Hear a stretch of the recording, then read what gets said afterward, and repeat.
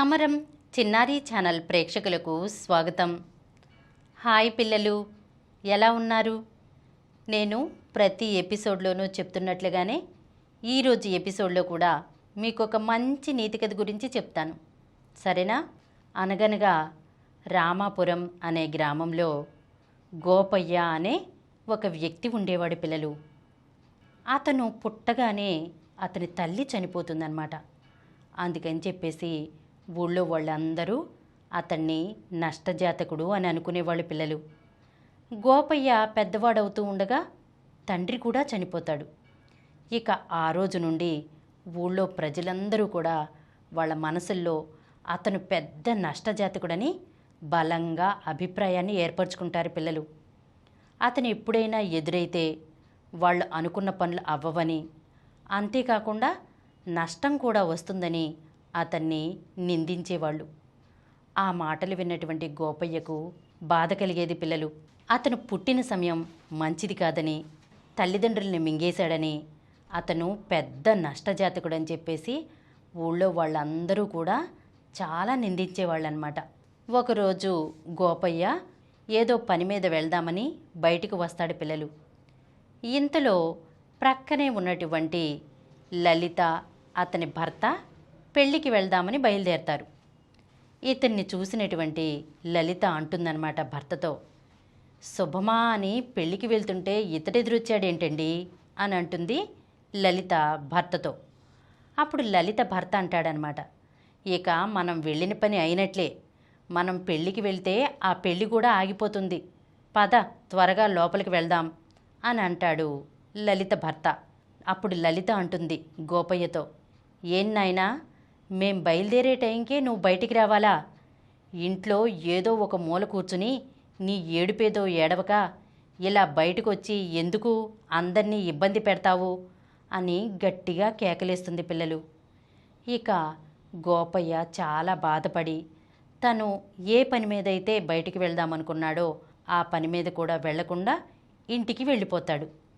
ఇలా ఊళ్ళో వాళ్ళందరూ కూడా గోపయ్యను సూటిపోటి మాటలతో బాధిస్తూ ఉంటారు పిల్లలు. ఇంకా ఇది ఇలా ఉండగా ఆ ఊరికి సుగుణ అనే ఒక కొత్త అమ్మాయి వస్తుందన్నమాట. ఆ అమ్మాయి ప్రెసిడెంట్ గారి చుట్టాలు. అయితే ప్రెసిడెంట్ గారి ఇంటికి వస్తుంది. ఆమెను చూసినటువంటి ప్రెసిడెంట్ గారు, ఏమ్మా బాగున్నావా, ప్రయాణం బాగా జరిగిందా అని అంటారు. దానికి సుగుణ, ప్రయాణం బాగానే జరిగింది పెదనాన్నగారు అంటుంది.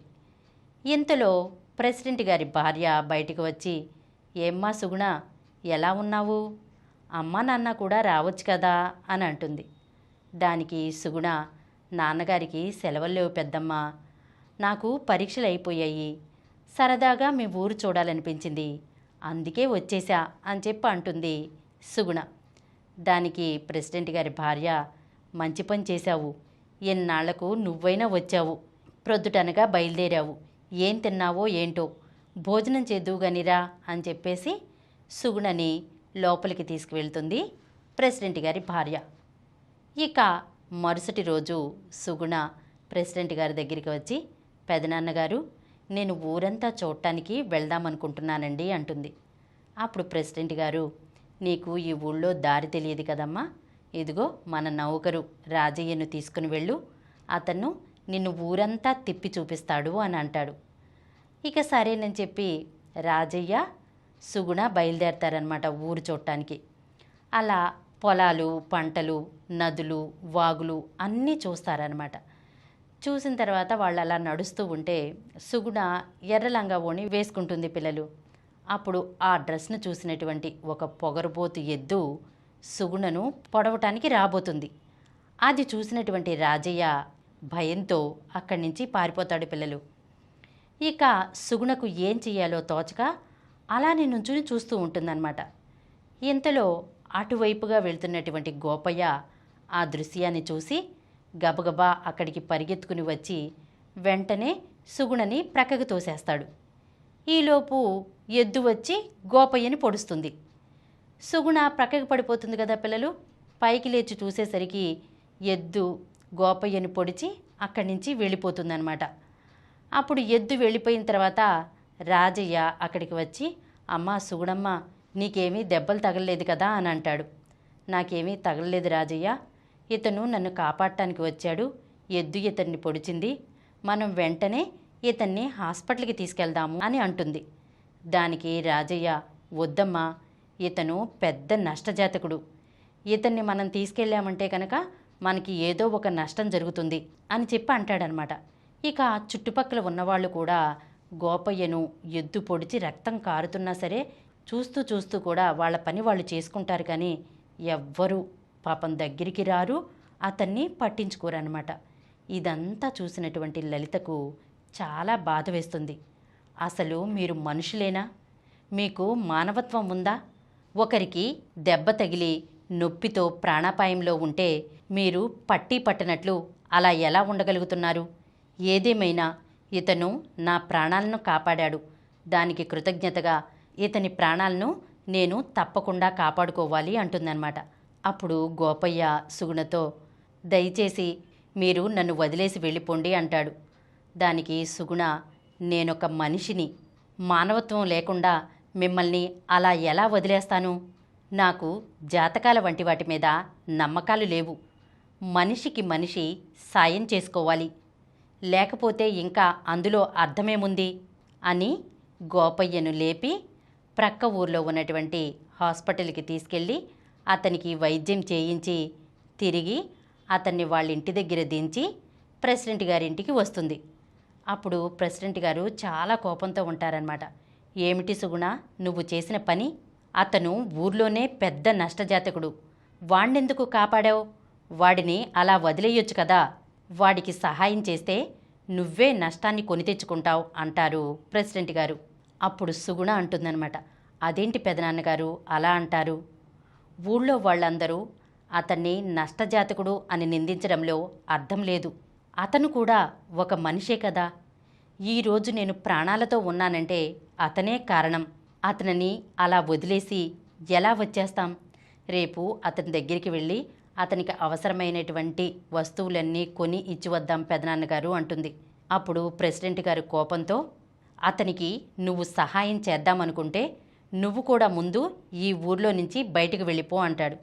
ఇక సుగుణకు కోపం వచ్చి అక్కడి నుంచి సరాసరి గోపయ్య ఇంటికి వస్తుంది. పిల్లలు, సుగుణను చూసినటువంటి గోపయ్య, మీరెందుకు వచ్చారండి ఇక్కడికి? మిమ్మల్ని ఇక్కడ చూశారంటే ఊళ్ళో జనమందరూ నాతో పాటు మిమ్మల్ని కూడా నిందిస్తారు అని అంటాడు. దానికి సుగుణ, నన్ను ఎవ్వరు ఏమనుకున్నా పర్వాలేదు, నేను ఎవ్వరి మాటలు పట్టించుకోను, నా ప్రాణాలను కాపాడినటువంటి మిమ్మల్ని జాగ్రత్తగా చూసుకోవటం నా బాధ్యత, మీకు తగ్గేంత వరకు నేను ఎక్కడికి వెళ్ళేది లేదు అని చెప్పేసి గోపయ్యకు సపర్యలు చేసి అతనికి తగ్గేంత వరకు అక్కడే ఉంటుంది. పిల్లలు, గోపయ్యని ఊళ్ళో వాళ్ళందరూ నిందించడం, నష్టజాతకుడు అని అవమానించడం సుగుణకు చాలా బాధ కలిగిస్తుంది. పిల్లలు, అంతేకాకుండా గోపయ్య యొక్క మంచి మనస్తత్వం సుగుణకు బాగా నచ్చుతుందన్నమాట. అందుకని చెప్పి సుగుణ గోపయ్యను పెళ్లి చేసుకోవాలి అనుకుంటుంది. ఇక పట్నం వెళ్ళి ఈ విషయాన్ని తల్లిదండ్రులకి చెప్తుంది. పిల్లలు, తల్లిదండ్రులు కూడా చాలా ఉన్నత భావాలు కలిగిన వారు. వాళ్ళు కూడా ఆ పెళ్ళికి సరే అంటారు. అప్పుడు సుగుణ పట్నం నుంచి తిరిగి వచ్చి గోపయ్యతో ఆ విషయం చెప్తుందనమాట. గోపయ్య అప్పుడు, మీకు నాకు పెళ్ళేంటండి, దయచేసి మీ అభిప్రాయాన్ని విరమించుకోండి అంటాడు. అప్పుడు సుగుణ, లేదండి, నేను మిమ్మల్ని మనస్ఫూర్తిగా పెళ్లి చేసుకోవాలి అనుకుంటున్నాను. ఎవరో ఏదో అనుకుంటారని మనమెందుకు ఆలోచించాలండి? మన జీవితాలు మనవి. పైగా మా అమ్మా నాన్న అంగీకారంతోనే మిమ్మల్ని పెళ్లి చేసుకుందామనుకుంటున్నాను అని గోపయ్యను ఒప్పించి పెళ్లి చేసుకుంటుంది. పిల్లలు, సుగుణ. ఈ విషయం తెలిసినటువంటి ఆ ఊళ్ళోని ప్రజలందరూ కూడా ఆశ్చర్యపోతారనమాట. ఆ నష్టజాతకుడిని పెళ్లి చేసుకున్నటువంటి ఆ అమ్మాయి కూడా నష్టజాతకురాలే. ఆ అమ్మాయికి ఎంత ధైర్యం ఆ నష్టజాతకుడిని పెళ్లి చేసుకోవటానికి? ఇక నుంచి ఆ అమ్మాయికి కూడా అన్ని నష్టాలే కలుగుతాయి అని జనాలు అనుకుంటూ ఉంటారనమాట. ఆ మాటలు విన్నటువంటి సుగుణకి చాలా బాధ అనిపిస్తుంది. పిల్లలు, ఎలాగైనా సరే గోపయ్య మీద పడిన నష్టజాతకుడు అనే ముద్రను తొలగించాలి అనుకుంటుంది సుగుణ. అయితే ఒకరోజు ప్రభుత్వ అధికారులు వాళ్ళ ఊళ్ళోకి వచ్చి అంటారనమాట, మేము మీ ఊళ్ళో ఒక పాఠశాల, హాస్పిటల్ కట్టిద్దాము అనుకుంటున్నాము. ఉచితంగా మీరెవరైనా సరే భూమిని ఇచ్చారంటే కనుక ఆ స్థలంలో మేము ఇలా పాఠశాలను, వైద్యశాల కట్టిద్దాం అనుకుంటున్నాము అని చెప్పి అంటారు. అయితే ఊళ్ళో వాళ్ళందరూ కూడా వాళ్ళకి ఎంత ఆస్తి ఉన్నా కూడా ఇవ్వడానికి ముందుకు రారు పిల్లలు. ఒకరోజు గోపయ్య అంటాడనమాట సుగుణతో, సుగుణ, నా స్థలాన్ని నేను ప్రభుత్వానికి ఇద్దామనుకుంటున్నాను, హాస్పిటల్ను, స్కూలు కట్టించడానికి అని అంటాడు. అప్పుడు సుగుణ అంటుందన్నమాట, మీది ఎంత మంచి మనసండి. ఊళ్ళో వాళ్ళందరూ కూడా మిమ్మల్ని నష్టజాతకుడు అని నిందిస్తున్నా కూడా ఊరందరి మంచి కోసం మీరు మీ ఆస్తిని ప్రభుత్వానికి ఇద్దామనుకుంటున్నారు. ఇంత గొప్ప మనసు ఎవరికి ఉంటుందండి? మీ ఇష్టమే నా ఇష్టమండి అని చెప్పి అంటుందన్నమాట. అప్పుడు సుగుణ, గోపయ్య ఇద్దరూ కలిసి వాళ్ళ స్థలాన్ని ప్రభుత్వ అధికారులకి అప్పగిస్తారు పిల్లలు. ఇక ప్రభుత్వాధికారులు ఆ స్థలంలో హాస్పిటలు, స్కూలు కట్టిస్తారు. అయితే దాని ప్రారంభోత్సవానికి సుగుణని, గోపయ్యని పిలుస్తారు పిల్లలు. ఊళ్ళో జనమందరూ కూడా వస్తారు కదా, వాళ్ళ ముందు ఈ ప్రభుత్వాధికారులు చాలా మెచ్చుకుంటారనమాట గోపయ్యని. ఎంత ఆస్తి ఉన్నా కూడా ఈ ఊళ్ళో ప్రజలు చేయలేనటువంటి సాహసం గోపయ్య చేసినందుకు అందరి ముందు కూడా గోపయ్యని చాలా మెచ్చుకుంటారనమాట. అది చూసినటువంటి ఆ ఊరి ప్రజలు చాలా సిగ్గుపడతారు.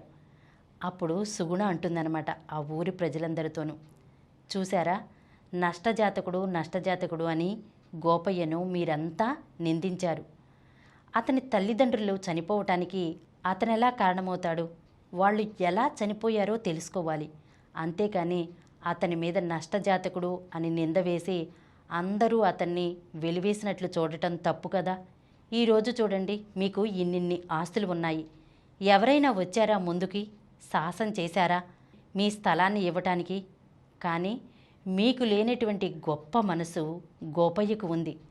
అందుకే మీరందరూ నష్టజాతకుడు అని సూటిపోటి మాటలతో అతన్ని ఎంత నిందిస్తున్నా కూడా మీ అందరికీ మంచి చేయాలనే ఉద్దేశంతో ఈరోజు తన స్థలాన్ని ప్రభుత్వానికి ఇచ్చి వైద్యశాల, పాఠశాల కట్టించడానికి తోడ్పడ్డాడు. మీకేదైనా వస్తే హాస్పిటల్కి రాకుండా ఉంటారా? మీ పిల్లల్ని ఈ పాఠశాలలో చదివించకుండా ఉంటారా అని అడుగుతుంది సుగుణ. ఆ మాటలు విన్నటువంటి ఆ ఊరి ప్రజలందరూ కూడా సిగ్గుతో తలదించుకుని, మమ్మల్ని క్షమించండమ్మా, మేము చాలా తప్పు చేశాము అని చెప్పేసి ఇక ఆ రోజు నుండి కూడా ఆ ఊరి ప్రజలందరూ గోపయ్య మంచి మనసును అర్థం చేసుకుని తమలో ఒకడిగా కలుపుకుంటారు పిల్లలు. ఇక సుగుణ గోపయ్యకు అంత గౌరవం దక్కినందుకు చాలా సంతోషిస్తుంది పిల్లలు.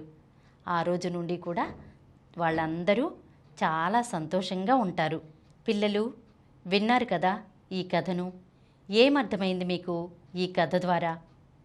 పిల్లలు, ఒక మనిషిని నిజం తెలుసుకోకుండా మూఢనమ్మకాలతో, నష్టజాతకుడు అని సూటిపోటి మాటలతో నిందించడం తప్పు కదా. గోపయ్య వాళ్ళ తల్లిదండ్రులు ఏవో అనారోగ్య కారణాల వల్ల మరణించవచ్చు. దానికి గోపయ్య ఎలా కారణమవుతాడు పిల్లలు? అంతే కదా. ముందు మనం వాస్తవం తెలుసుకోవాలి. మూఢంగా దేనిని నమ్మకూడదు. నిర్ధారణకు నిలిస్తేనే అది నిజమవుతుంది. అంతేకాని అపోహలతో ఒక మనిషిని అలా కించపరచడం తప్పు పిల్లలు. తోటి మనిషిని గౌరవించాలి, మానవత్వంతో మెలగాలి. అంతేకాని అబద్ధ ప్రచారాలు చేయకూడదు పిల్లలు. మూఢంగా, మూర్ఖంగా దేనిని నమ్మకూడదు. వాస్తవాన్ని తెలుసుకోవాలి. మూఢనమ్మకాలను మానేయాలి. నిజాయితీగా బ్రతకాలి. సరేనా? ఇలాంటి మరొక చక్కని నీతి కథతో వచ్చే ఎపిసోడ్లో కలుసుకుందాం.